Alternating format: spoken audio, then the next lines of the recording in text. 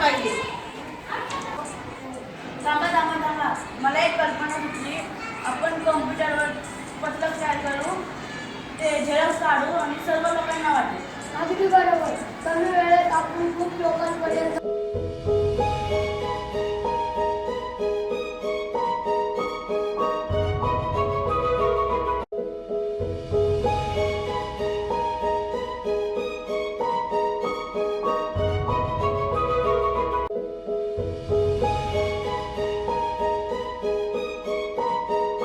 परिसरातल्या मुलांना speaker, radio, T V, ढोल लेझिम यांचा त्रास व्हायचा.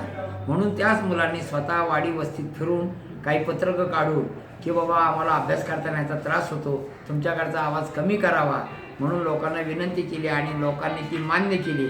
आणि आता मुलांना कुठल्याही प्रकारचा आवाजाचा, ध्वनी प्रदूषणाचा त्रास होत नाही.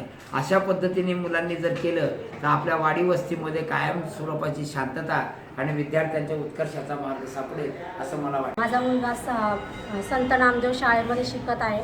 तो इयत्ता 7वीत आहे. तो अभ्यास करायला लागला की बाहेरच्या टी व्हीचे आवाज, टेप रेकॉर्डचे आवाज चालू व्हायचे आणि मी पण आजारी असायची. त्याच्यामुळे विश्रांती बरोबर घेता येत नव्हती. मुलांनी सगळ्यांना समजावून सांगितलं, त्यामुळे त्यांचा आवाज कमी झाला.